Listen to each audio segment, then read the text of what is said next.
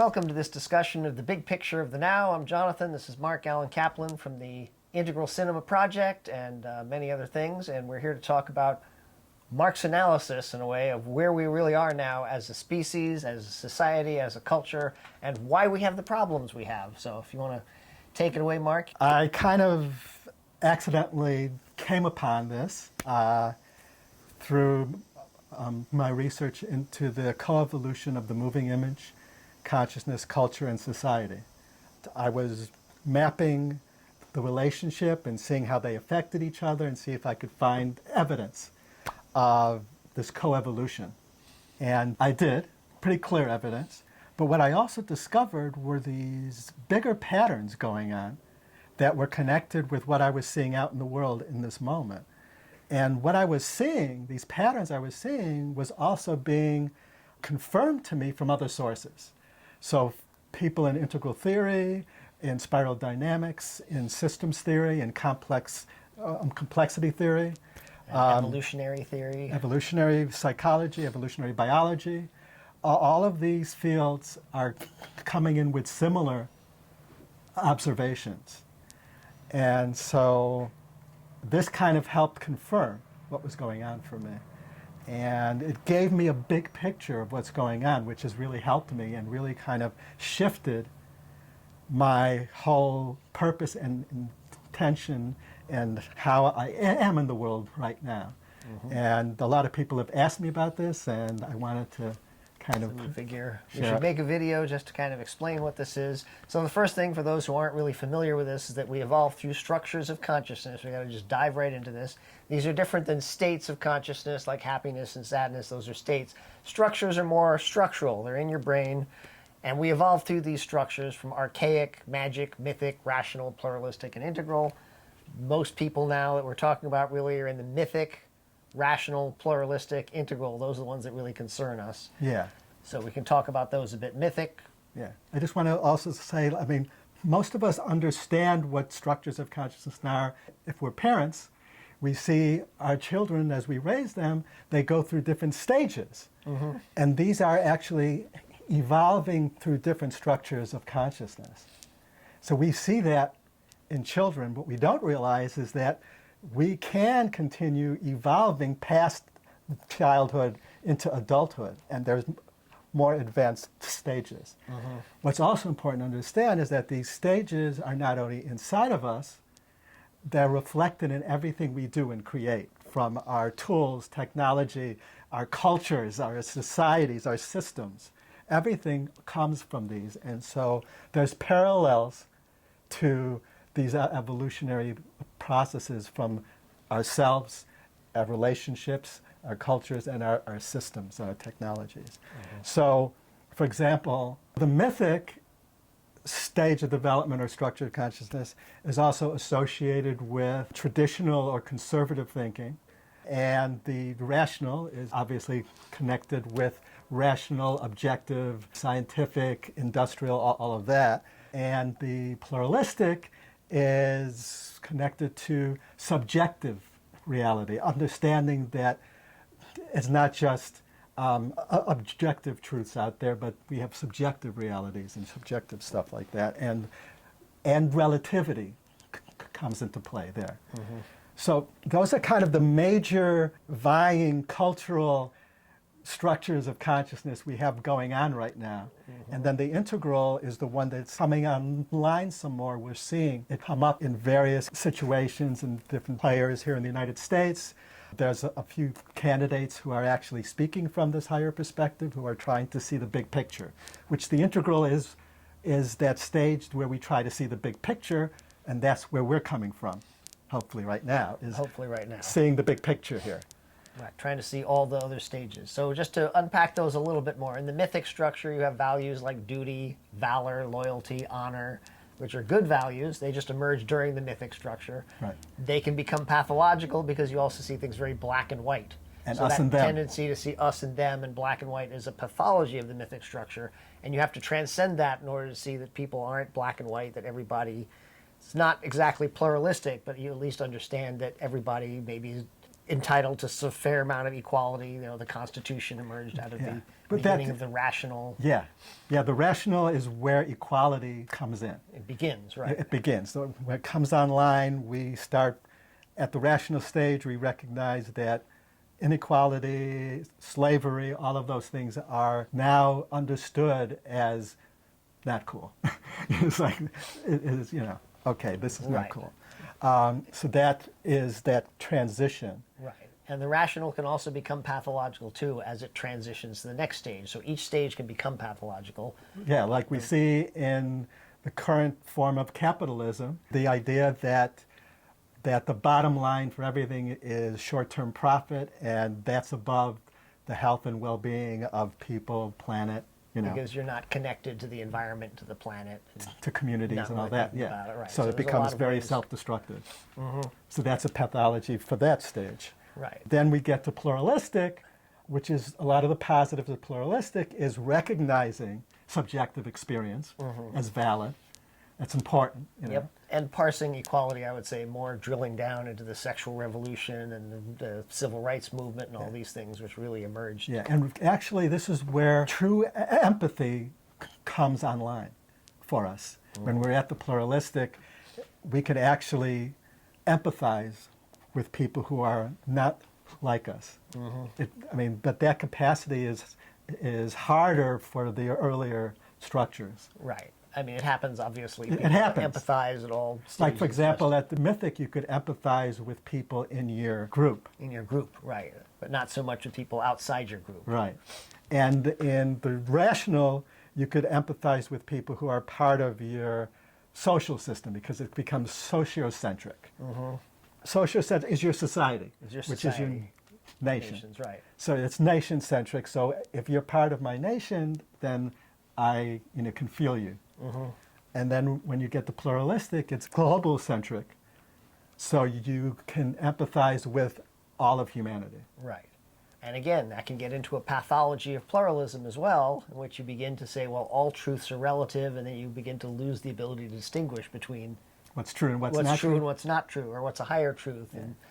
And so, like right now, a lot of the talk about being overly PC is part that there is elements in our society that have become pathologically pluralistic and like wanting, what's sometimes referred to as cancel culture, that if somebody says something or tweets something that's insensitive, their whole life should be canceled because they said something insensitive, rather than giving them a chance to either explain or just apologize, say, I didn't realize that was insensitive. And so that kind of balance. So there's these happen. And then the integral stage, those where hopefully you see all the earlier stages and you realize which one is appropriate for the situation.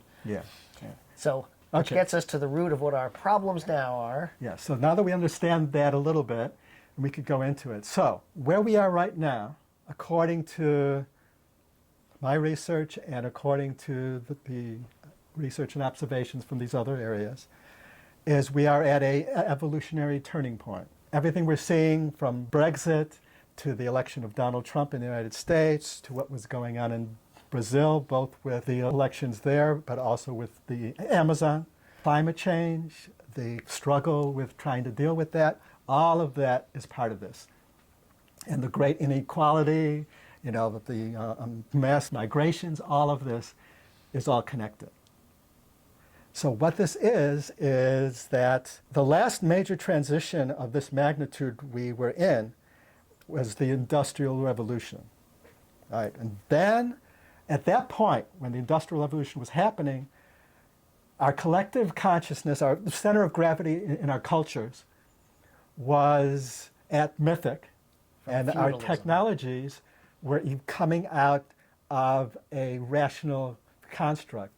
And that helped to, over the 200 years that we've had of the Industrial Revolution or so, what happens is as those technologies became spread out and everyone started using them, they actually helped us evolve to rational. From Mythic. From Mythic. So feudalism was a mythic system, and it was stable for 1,000 years, hundreds and hundreds of years, so it was a stable system. Then these technologies came on board that began the Industrial Revolution. Which then suddenly the technologies are more advanced than the culture, but the culture got dragged kicking and screaming, although it was a tough transition. A lot of people suffered during that shift to the Industrial Revolution. But we have to understand here that this was just one stage off.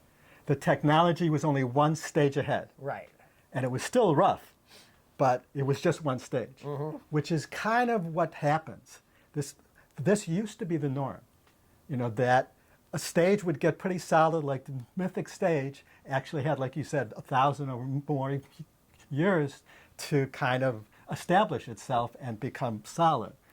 Well, the Industrial Revolution at this point is only a few hundred years old. It's a baby. But we started to evolve through it, and culture started to get more into, we went from feudal states to nation states.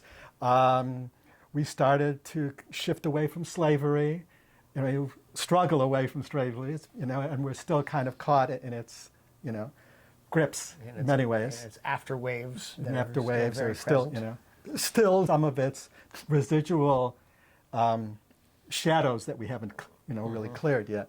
But the problem here is that when the information age came upon us, it was only a few hundred years of the rational industrial age.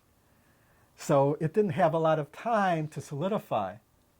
Right? So we have like our structures in our society pretty solidly in the rational industrial. We have nation states and all that, but we still have very strong mythic elements in our cultures that are vying for power in these systems with rational and pluralistic people and power brokers. But the That's technologies, the information age is more pluralistic technology, Yes, especially the internet. Yeah, so the internet is a pluralistic technology. It connects people all around the world. It is global by its nature. It is decentralized by its nature. It's not nation-state centric. Right. So this is senses. right. So, like for example, now Facebook has how many billions of people? Billion people or more. Right. And in every country all over the world. So in a way, it's become an entity. It's like it's beyond what nation states are. It's a kind of a collective community. Right. It's a global community. Anyways, but at that point, our systems were rooted in the rational industrial, and they didn't have time to mature enough to be ready to deconstruct to meet the new age. So it was just grafted on top of it. So for example, in the United States, if you go into a government agency, let's say for example social services, and you have a problem, and you tell them what your problem is.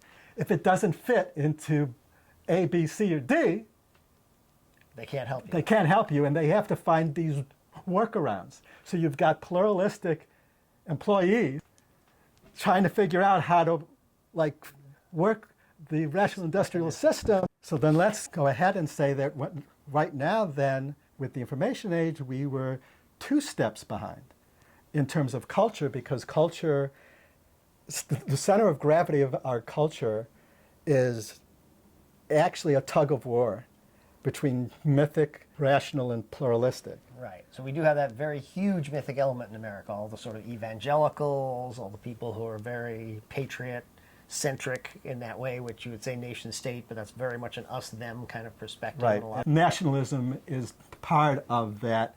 That's a hybrid of mythic and rational. So we've got like this hybrid situation going on. And pluralistic technologies happening. Right. Now, let's make it even more complicated, because our technologies have accelerated beyond that. Then when we got the smartphone, which is an integral technology because it integrates other functions and technologies into a whole, we don't realize, but that when we're using these smartphones, we are helping our consciousness kind of head into those zones. And so we're there, and now that has become widespread. And now our technologies are actually moving into the higher areas beyond integral with these kind of transhuman, trans-technology technologies happening, where the line between human and tech is going to start to blur very soon. Right. It already is. So that is 4 stages, that technology is 4 stages ahead of the mythic structure, which still has a lot of political power. So if you could feel the tension in the system, you've got technologies moving at this breakneck speed with culture stuck at a war between mythic, rational, and pluralistic, while the technologies are in all those and then beyond. Do you understand now what's going on in terms of, for example, in the US, the presidential election that we had with Donald Trump? A lot of people were feeling we needed to change course. We couldn't do the same that we were doing. And the only people that were kind of speaking to that in our presidential primaries was actually Donald Trump and Bernie Sanders on the 2 sides, on the 2 polarized sides. And regrettably, the Democratic establishment and the media couldn't see what was happening. And they were trying to stick with the old system. Now, this is an important point to have, that systems naturally try to keep themselves stable. And people in those systems don't realize, but they are acting from there. There's a social contagion. Arranging the deck chairs on the Titanic. It's that Right. thing of being in denial about what's happening. And Right. So the Democratic Party and our media, our corporate media, weren't able to see what was going on. And so they shut down Bernie Sanders. And all we had speaking to that unconscious inner kind of yearning or realization that something had to change was Donald Trump for us. And if you add that, the technologies that were being used to help us deconstruct were happening at the same time. So we deconstruct in terms of we were being shown how our media was no longer trustworthy. How all of these things that we have felt was like stable isn't. And Donald Trump is part of that. He is kind of, he is a product of this systemic problem. He is coming off of our holding to these old systems in a pathological form. So we have pathological mythic, pathological rational, and pathological pluralistic all happening at the same time. And it's all deconstructing, which this is supposed to happen. We are supposed to be deconstructing our old systems, because as systems evolve, the old system has to deconstruct for the new system to come online. And it has to deconstruct for the shadow to emerge as well. Right. As you mentioned before, we have a lot of shadow work that, sunlight being the best disinfectant, you have to go backwards on the spiral sometimes in order to go forwards on the spiral, according to spiral dynamics. Right. So, because we have this huge gap, we have to deal with all these shadows. And the election of Donald Trump and the Brexit thing and what's going on in Brazil, all of those are pulling up our shadow. And we have to face our shadow and deal with it collectively. So that's all part of this process. So if we start looking at these things as, all right, everything's falling apart, but it's part of the process. These darker forces are coming online, but that is part of the process too, because we have to deal with the root causes of what's going on here. But I think we also have to understand that people will retreat to mythic as they become less stable and as they become less secure. So one of the ways to help move people forward is to also help people be more comfortable, more secure, food, shelter, the basics like that. You know, Absolutely, but the trick here is that the mythic structure, at least the current mythic structure, has a pathological attachment to this warped idea of survival of the fittest. They don't realize that what survival of the fittest means is that whatever species is most fit to the environment they're in is the species that survives it. It's not the most strong or the most, Right. powerful. Well, in some cases it is. In some cases it is, depending on what happens. But according to the most recent evolutionary theory, it's actually the species that can act as a whole, collective, in a healthy way that has the edge. Right. Well, this gets us to collective evolution. What we're moving into with integral systems is more of mesh networks and collective intelligence. But the problem is that to bring in equality, to bring in more people from struggling and suffering and from limited resources into the higher areas, we have to deal with that shadow of the mythic basically saying survival of the fittest. Because they believe that. They actually, a lot of them believe that if you're not strong enough to survive, then you're not meant to survive. But actually, that's not actually what is meant by that. But, anyway, so that's kind of why it's a problem of consciousness. I mean, all these actions that we can take, we have all the capacities. We have the technologies. We have the resources to fix every problem we have. But we don't have the political will or the consciousness or the, or the awareness, the understanding of it, free of our pathologies in order to do it. And so that means that every problem is a problem of consciousness. And so here's the bottom line for me. What I discovered and what a lot of people discovered is that the coevolutionary system between consciousness, culture, and society, and our technologies and all that is out of whack. So out of whack, and in terms of our cutting edge technologies are 4 stages ahead of the lowest structure that has power to control things. And so that is the root of our problem right there. That's the big picture, this gap.